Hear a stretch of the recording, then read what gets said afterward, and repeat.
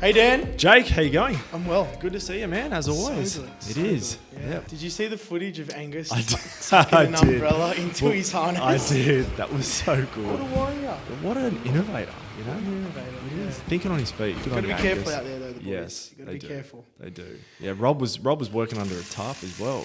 He had Yes. a meter box pulled out. Well, that is clever. That is very clever. Yeah. Keeping it dry. So. That's right. And it's important, man, because you got to look after your tools. You know, Yep. there's so many things you got to look after. Yep. Yeah. Awesome. Solid effort. Good job, boys. The rain, it's got to go though, doesn't At it? some point, it's got to give. At some point. Yeah. We've been in it for, seems like 386 days straight now. I walked outside this morning at 5:10 Again, a.m. and I'm yeah. like, again. I'm like, come on. Give us a break. Give us a break. Anywho, what are we talking about today, man? Mate, we'll have a crack at consumption monitoring. Like, it's something Yep. that I am particularly interested in at the moment. I Sure. think it's a fascinating topic. You know, it's all around data, you know, giving Data. data, Data. giving the power to the people, you know, Yeah, through yeah. knowledge about what's going on. So Of course. there's a few ways people can get consumption monitoring or basic monitoring, you know. Obviously, we have one primary way of doing that that's built into the product we use, the Enphase. Yes. So talk us through, like, what's the minimum requirement to Yep. get, what do you need? Sure. Yeah. Easy. Yeah, perfect. So I guess, like, let's have a throwback to, like, circa 2014, 2015. Yeah, cool. Even a little bit of 2016, right? Yeah. We used to, it was kind of like almost job and knock. Mm. Monitoring takes a little bit of time to set up these days, and I guess the overall commissioning of the system, it's not actually negligible. There's a fair bit of time in the day that's set aside to set up your monitoring and you know, commission your system, make sure it's compliant and you know, do your proper testing. Back then, though, when we were doing like basic as string inverters, like the one that comes to mind for me was like back then it was the ABB before it went to, or I think it was Aurora, then ABB maybe, and they were a proper Italian-made inverter back then. They, I didn't even know if they had a monitoring platform, to be honest. They were the simplest inverter to set up. Like, we had a couple of settings on the screen that we used to do. We used to adjust the startup voltage and a few things like that. And literally the client would read the screen. And the information that's available on the screen is that of production only. So on that particular, it had good data for production though, to be fair. Like it had last 7 days, last 24 hours, last 30 days, last year. So you could see pretty solid data, and you could work, like, for back then that was solid data. Yeah, cool. Yeah, There are of a course. few like plug and play devices that were available where you could plug them in and behind your board. One that started with the name, like with an email. I can't even remember what it was. Yep. But they used to run off batteries. You put batteries into them. They go flat every Very 12 temporary. months. Real temporary solution. Nothing permanent and nothing like what we have today, obviously. So that was, I guess it was always on a screen, and some inverter manufacturers now, like string inverter manufacturers, and actually a lot of string inverter manufacturers have actually moved away from having screens on their inverter because it's no longer sort of necessary. With the monitoring platforms that we have. So I think it was mid 2016, a new rule come out that every inverter had to have an earth fault alarm, which is an alarm that detects a fault in the array, particularly of your system, an earth fault to be specific, which is earth leakage. And people were mounting inverters with no monitoring around the side of a house where you couldn't see them. Now, everyone went through this stage where they're trying to innovate this little alarm or something like that, and it ended up kind of just getting built into the monitoring platform. So today, if there was an earth fault, you know, like it would, for Enphase, like it would shut down. I mean, an earth fault with Enphase would trip a circuit breaker. Gotcha. But yeah, it's advanced since then. So I guess the types of monitoring that we have today, and monitoring, like some people go, oh, I don't care, like I'm not going to look at it. Well, it's not true. People become obsessed with their monitoring. Like people love knowing what they've produced. Like you even get into a battle with your neighbor. Like my system did this today. You know, I've got 30 kilowatts on my roof, and my dad's got 30 kilowatts, and my dad's system beats mine every day, no matter, except in summer. Mine beats him a little bit in summer because of my amount of shade. We have almost the exact same kilowatts of panels and kVA of inverter, both Enphase systems, both spread across multiple roof faces. Mine's all south. As I've said a few times, I've got one of those houses in the mountains where it's all one face and it's all faces south. So Dad's is a split of, he's got a little bit on the south actually, and he's got the east and the west. He was against it being on the front of the house, which was totally fine. New estate, quite nice. But he's, in summer, mine will outdo his. You know, we're talking like over 220 kilowatt hours per day of generation. Yeah, wow. But in winter, yeah, he definitely gets me. So it's like it can be a little bit of banter, you know, a bit of healthy banter. And then, you know, it's the same in the workplace as well. Like Shane, one of our sales guys, he's always looking at his app and he's so proud of what he's done. It's it's a tool to be used like that. But essentially what monitoring is, man, it's the equivalent of the speedo in your car. That's right. Like it's your instrument panel. It's your gauges to know how great or how poorly you're actually doing. And it's feedback on your habits as well. So the most basic form of monitoring that we have today is what we call production monitoring. And it is what it sounds like. It tells you production only of your solar system. And I don't really know a product on the market that doesn't come with production monitoring, basic production monitoring. Most certainly do have it, and it's an app that's inbuilt into the inverter, whether it be a string inverter or, you know, a string inverter with optimizers or Enphase. You know, they all have production, and what it is it will show you instantaneously most of the time, or over a day, how many kilowatt hours you actually produced and how many kilowatts you're currently producing. So it depends if you look at it on, you know, an app, or if you look at it on a web page. Sometimes the app can be, like if it's a mobile phone app, it may not be as frequently updated as what like the web browser could be. Like, so when we're providing technical support, like you know, Sid or Jory in the office, when they're, or Mitch, going through, we don't use an app to look at it. We're diving deep into the web page. We're straight into the real time stuff. So, you know, that data is really important to us. But as an end consumer, and even for me, when I look at my own system, like I use the app. I'm just using the app. I'm never going on a web page. The app's super important. So yeah, most obviously have an app. You have to have an app. If you're building an inverter, you're building an app. There's only one system that I just shook my head at that didn't have an app, and it was the first generation of the new Q-Cells Q Home product. They've got this battery with a DC coupled inverter, and I'm like, all right, sweet. Where's the monitoring? How do we look at it? And they're like, oh, you go on the web browser. And I'm like, whoa. What's the app called? They're like, no, there's no app. And I bashed my head against the wall. I'm like, there's no way in hell we would sell this product. They didn't even tell me up front that it had no app. I don't know that it's been fixed in their second generation, but surely the feedback would have been, we need an app. Like we use the them user every experience, day. isn't it? User experience. Like you check the weather on an app. Like you check, man, like I turn the alarm on and off on this building via an app. I lock the doors via an app. Like everything's an app. It just made no sense to me. I was like, this has not been well thought out at all. Dropping the ball, hey. Big time. And then just like, nothing's wrong with it. What do you mean? You don't need an app. Like, come on, man. Lift. Lift. Come on. It's so true. Anywho, so most have an app. They'll all have production monitoring. And the more advanced monitoring, and most do have access to this again, is what we call consumption monitoring. So that might seem like it is what it is. It is what you're consuming. So like smart inverters, I mean, like Enphase, for example, with the Envoy S, it comes with consumption monitoring built in. All you have to do is install the CTs, which are current transformers. They're a little clamp that clamps over the wire, and it measures the current flowing through the wire, times it by the voltage, and it gives you power. So it shows you the total power that your house is using, as well as what you're selling to the grid and how much of your solar that you've actually generated. And it does that by doing a little equation, solar production versus what's coming and going from the grid, and a little algorithm, and it spits out how much you self-consumed versus how much you sold to the grid and how much you bought over any time period that you want. So that's, in my opinion, very much compulsory in 2022. I don't think that buying a solar system without consumption monitoring is great practice, to be fair.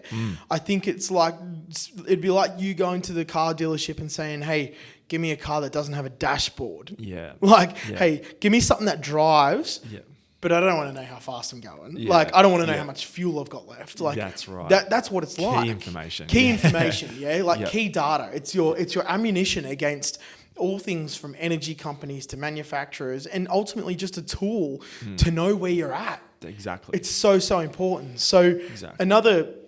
well, with string inverters as well, to have consumption monitoring, and the big advantage of string inverters over micro inverters, the only advantage is cost, if that is actually an advantage. So that they cost less, but by the time you bolt on this private energy meter, a single phase is reasonably cost effective. I think maybe you might get it installed for like $250, maybe 300, maybe, I don't know, 500, who knows, right?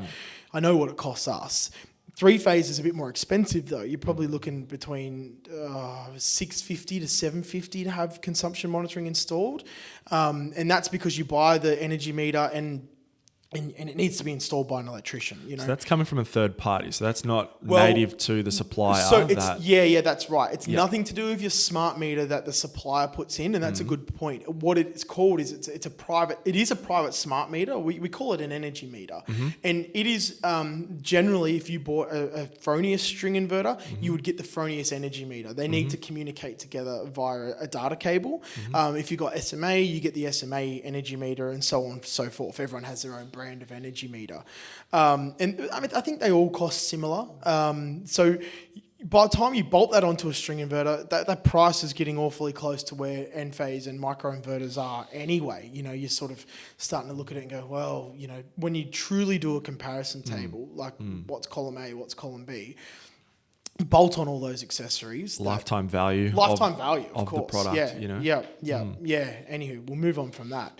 But consumption monitoring is so important. If you've got a quote for solar out there and you don't know that it comes with consumption monitoring, like have a read of it. Enphase, most of them, every system we do has consumption monitoring included.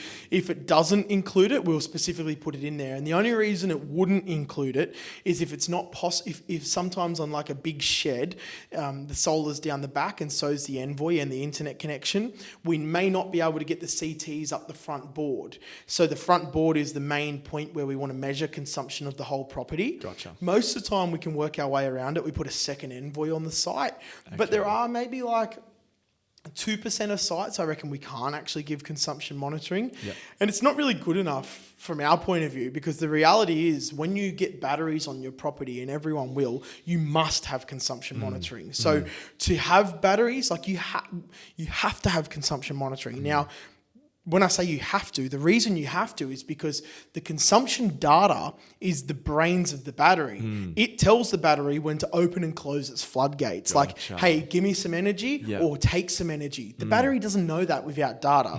It's blind without data. Now, with that being said, like if you bolted on a Tesla Powerwall, it would come with its own consumption monitoring, and the Tesla is extremely flexible in its install. In the way you can install it, like you can put a wireless neurometer at the front board and it can talk, you know, even via the homeowner's Wi-Fi. Like it's quite clever.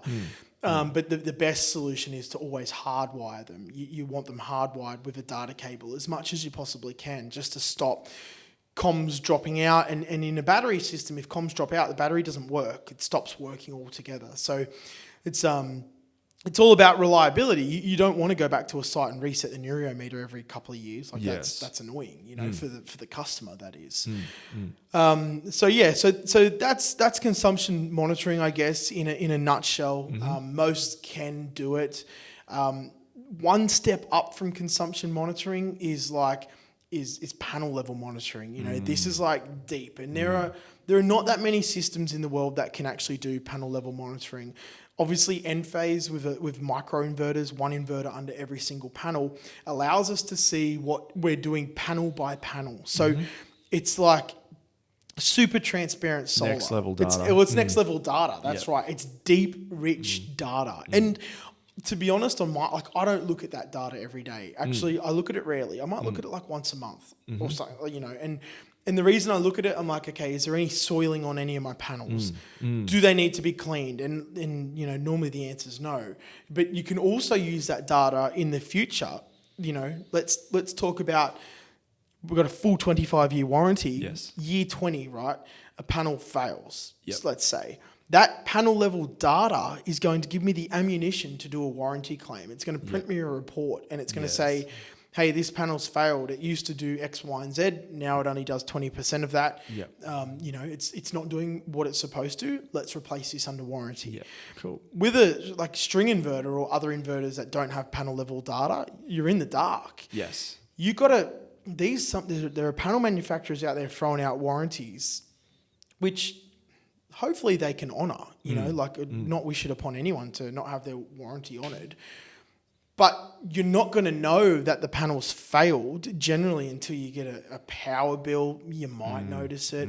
And then you've got to have the data. It takes someone on the roof, like to get up on the roof.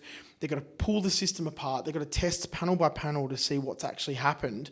Then they've got to do a warranty claim. Then you've got to come back with a new panel. You've got to replace it. You've got to also hope that you can get a similar panel. Otherwise, you might have to replace all your panels. They're going to end up in landfill. Yes. So the panel level, like panel by panel, it just has some serious advantages. And they may not be huge advantages today, but in 15 years' time, they're going to be massive advantages, huge advantages. Particularly when you think, like, where's technology going? Like, it's only getting more, everything's going to get electric. Everything's transitioning to, electric technology. So having your own generation that has information like this from day one that you can compare it to in 10 years, 15 years. Absolutely. An asset that you can pass on to the new homeowner when you sell the home that you know what I mean? Like this becomes the minimum standard. Like last week privately, we were talking about BASIC's requirements and, how that is raising the standard of housing, in energy efficiency in New South Wales only.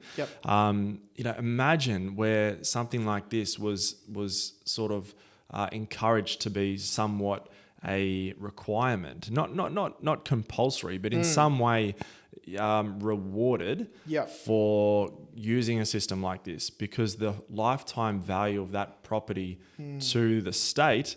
Like, you know what I mean? Like, of course, not the individual, but if you talk about to the land, that's what I'm saying. Like that, the state government will, like, I'm sure is recognizing the value of a homeowner investing in a system that's going to give the homeowner that data, allow it to become a virtual power plant in 10, 15 years, be it from that homeowner or the new homeowner. And like, it's chalk and cheese. Like it does not compare to a string inverter system with no consumption monitoring. Like they're different things. Very different. There's very limited control over it.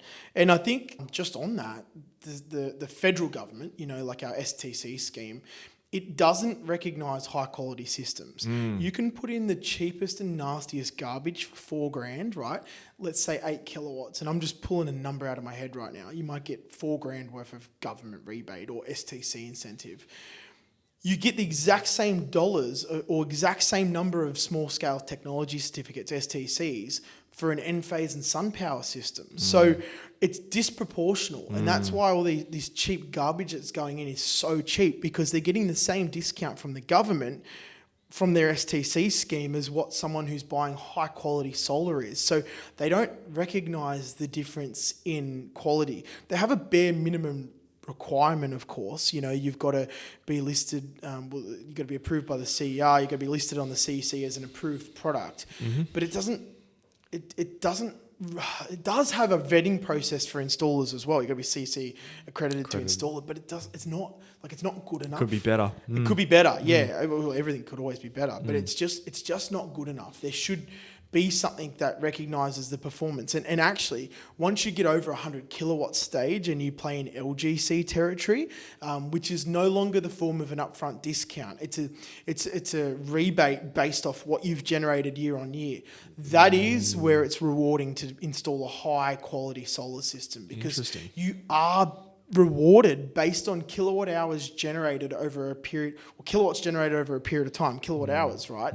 You're rewarded on how much you've actually installed. So it certainly pays to do very high quality systems in that space, because the money, the return from the LGC scheme is handsome compared to a system that's inferior, a system that's going to have downtime, downtime's costing you money straight away. Not only are you not using your own energy, it's costing you money. You're not getting your rebate or your what you thought you were going to. So they have recognised it there. I mean, is it even controllable on a residential scale or level? Yep. I don't know. Do you find the commercial market, in your experience, is aware of that problem? Like, what percentage of the commercial market, in your opinion, is going premium? Like, obviously they're very conscious of the bottom line. It's a good question, Dan, and we don't really play too much in the LGC space, to be honest. Okay. So my opinion on it would not be as informative as, I guess, some of the professionals in the industry like Andy McCarthy, Scott Mason's quite good in those over 100 kilowatt sections. There are people that play in that space all the time that we respect like nothing else. And when we do quote those sort of systems and do them, like we have a 500 in the pipe at the moment, like ready to go. And we that's SunPower and Enphase.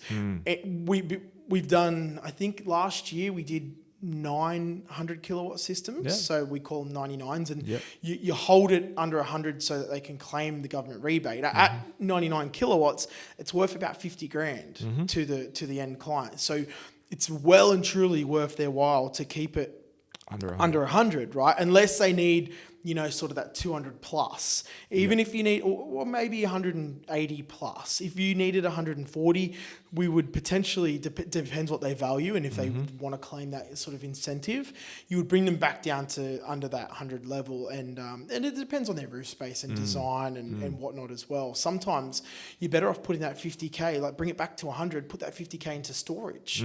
That equation would make a little bit more sense. Then the business can have a little bit of backup, and be a little bit more robust. Absolutely. Sutto's motorcycles around the corner, Penrith Power Sports, they're 99 kilowatts, looking at doing storage, Tesla Powerwalls, to give them backup, purely for backup reasons. Store a little bit of their energy for nighttime, but for backup, they want to be the business that's always on. And that's smart. They've already got the solar. Let's bolt on some batteries. Let's do that. And for I'm not an accountant, man. But there are some tax incentives as well for spending your money on battery storage and solar power. It's an expense to the business. Which I won't dive too deep in because I don't know enough about it. That's it. But of course. Carter's Tax Advisory sure does. There's a plug. Shout out. Yeah. Shout out to Carter's. And on that, you obviously you have a business here that's got some kilowatts on the roof. What does consumption monitoring do for your business? Having that information from a business point of view, right? Well, awesome question. So for us, we have 66 kilowatts on the roof at the moment. If you haven't seen it, what we've actually done is check it out. Yeah, check it out. We've written Penrith Solar Centre.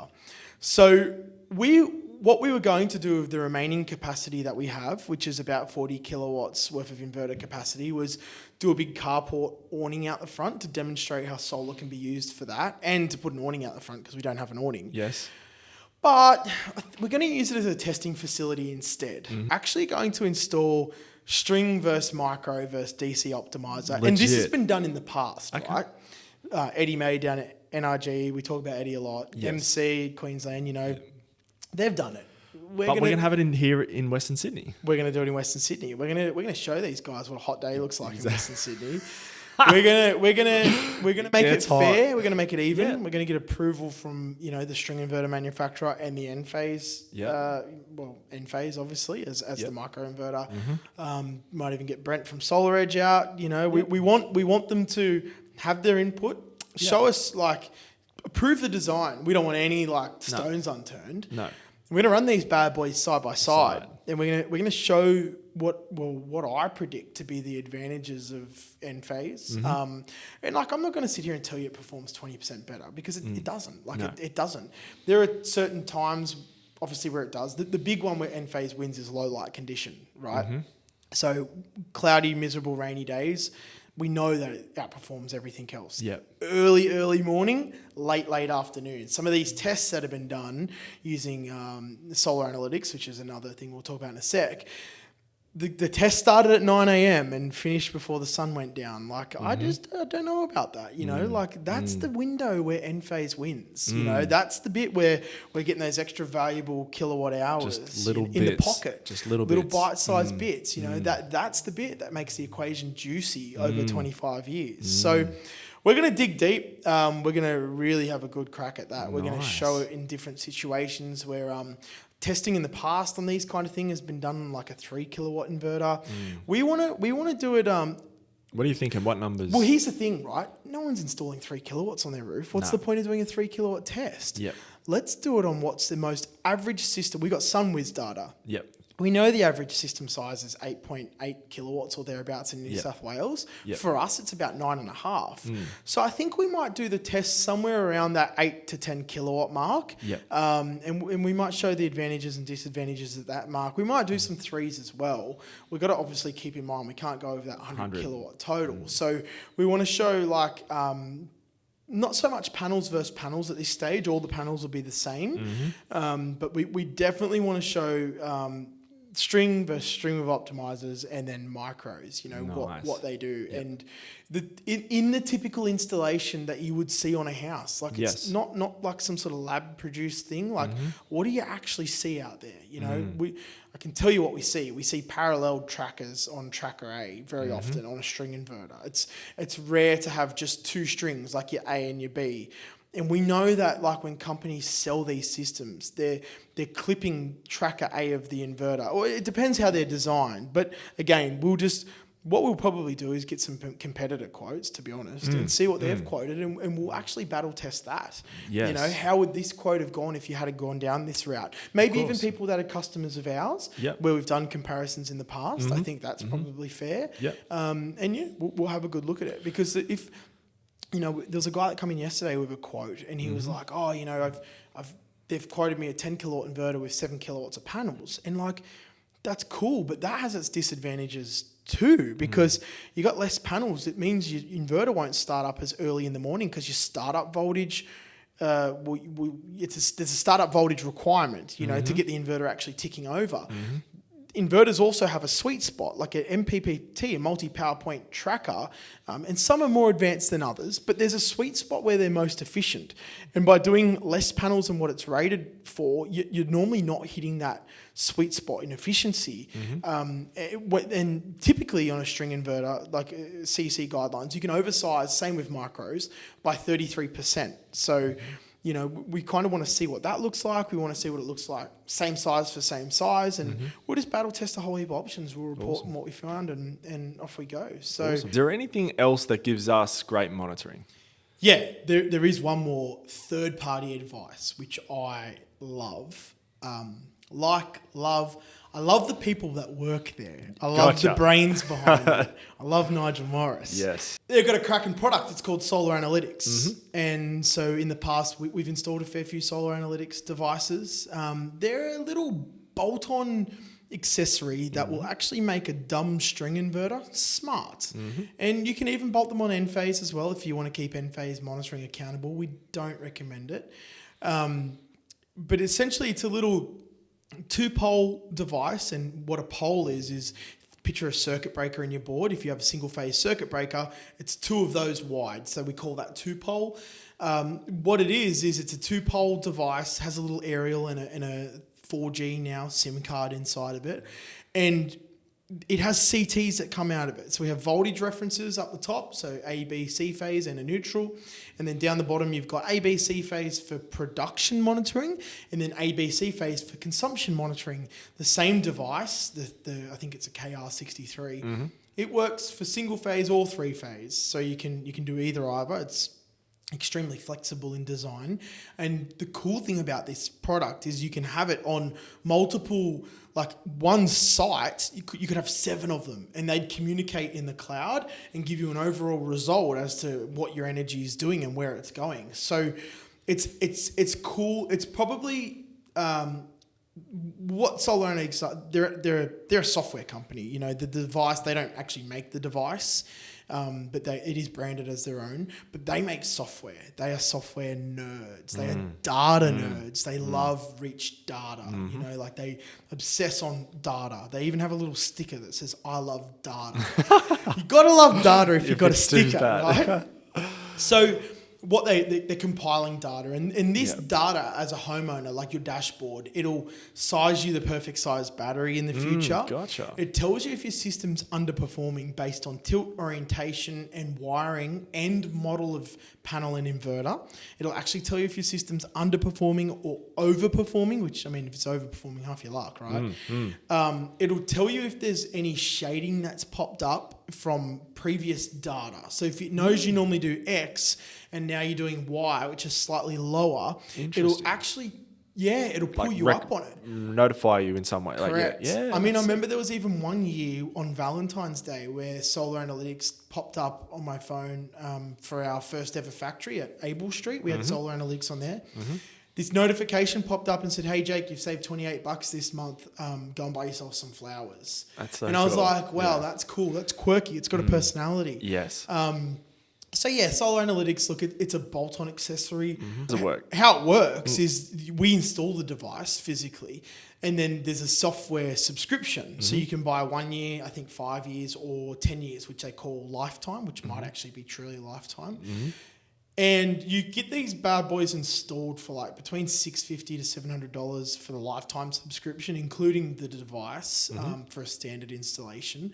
And then you get the login on like your app. So the thing that's quite good with Solar Analytics as well as Enphase monitoring is the fleet dashboard. Like from our point of view, the dashboard that we see. So like Enphase, we have more data than Solar Analytics. Solar Analytics doesn't have DC data because it's not connected at panel level. Can't tell you what your panels are doing, and it also won't tell you DC string voltages on an inverter. But it gives you great AC data, which for an end consumer, that's all you need. You don't need DC data. Enphase though gives you DC data and AC data, so you can know what the grid's doing. Gotcha. Yes. As well as panel level. So from a technical point of view, Enphase is by far the better superior device to troubleshoot with. Although Solar Analytics have a really good back-end team that can work out these problems, string level problems from their AC data as well. So yeah, both a really good option, both a terrific dashboard and ultimately going to give you great instruments to get the most out of your system, which that's important. That's what we're doing it for. You know, we're doing it for maximum self-consumption. We're doing it to produce, store and consume our own energy. Exactly. And be ready, like you said, for storage, because you need this technology for storage. Absolutely. By the way, both of them do have like a great battery storage graph as well. There actually is an advantage on Solar Analytics over Enphase monitoring too though. Solar Analytics monitoring, you can put CTs on individual appliances. So you might measure your aircon separately. You might measure your hot water separately. Like there are a number of things. And it's hard data. It's not guessing. It's not working out heartbeats of appliances. It's actually hard data. So it's clever. It is an expensive setup. When you start adding more and more devices and more CTs, it's more time consuming to install.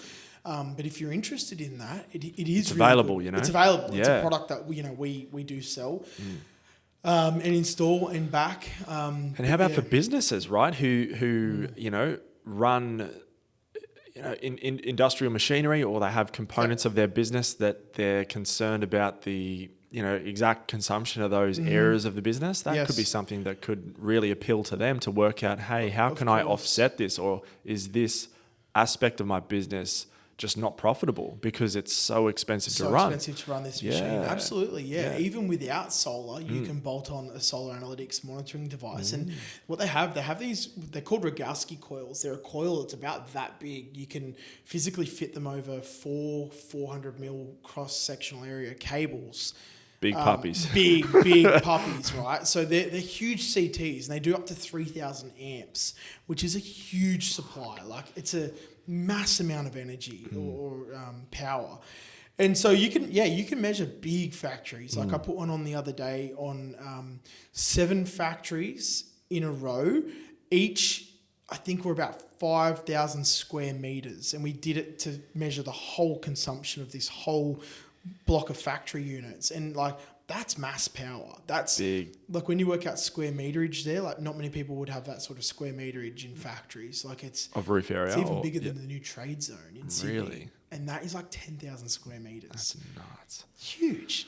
That's nuts. Yeah. And no wonder they want to. It's worthwhile for them to invest in this to get the information first before making pulling the trigger on solar. Yeah. Because when you're talking like 500, 600, 700 kilowatts up to a meg, it's an important decision to get it right. And I think monitoring gives you that great feedback. Pre-solar, accurate data to make an educated decision on, especially at that stage of business where we're not really speaking to the homeowner. It's kind of, or the business owner. It's unlikely actually. We're speaking to a board. We're speaking to a board. So to have hard data, it earns the respect from a solar installer's point of view of the board. Like there's no bluffing, there's no bullshitting. No. There's no making this up. We're not guessing self-consumption. This is hard data. We've laid your solar generation over the top of it, and this is what you're going to save if you continue your energy habits this way. As they are. Yeah. It's so compelling. That's where you would expect things to be at this, if we're not there yet for big business, giving that information.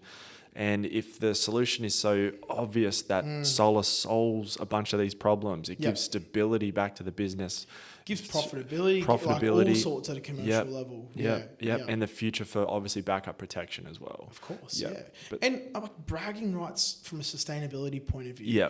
Yeah. Like there's a reason that Audi, Woolworths, Volvo, like they're all making the decision to go green. No one wants to be the last dinosaur using this dinosaur juice or fossil fuels. And there's a few reasons for it.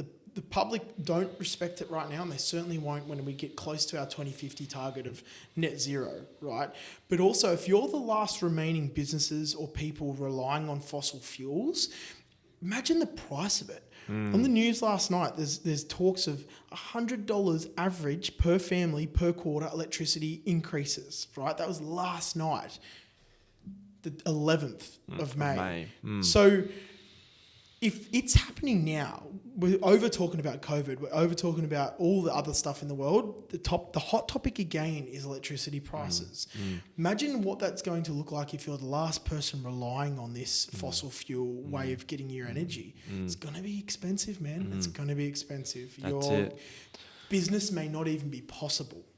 At the moment, we're getting a helping hand from the STC program. That is running out in 2030. So there is 8 years left. That's it. 8 years left of this scheme. We're almost halfway through it. Yeah. It's going to go. That's the support's going to go. And it's going to be out of reach for a lot of people, really. I mean, like, so many people say, oh, remember when you used to get rebates on solar? And I could bash my head against the wall. I'm like, what? Remember? Yes, I remember right now. What are you talking about? Like, it's crazy amount of people that don't know that. And maybe that's our fault. Maybe we're not educating well enough, and we need to educate better. But yeah, it's still obviously rebates about. That's it. So many cool topics today, Jake. Consumption monitoring, everything. It's great. Great. Unreal. Well, guys, there you have it. Thank you for tuning in. Thank you. Remember to keep the questions going. The more you ask, the more we answer, the more engaging this is, and the more fun we have. Don't we, Dan? Awesome. Thanks, Jake. Easy done. Thank you, Dan. Take care. See you guys. Thank you. Next week. See you next time. Bye.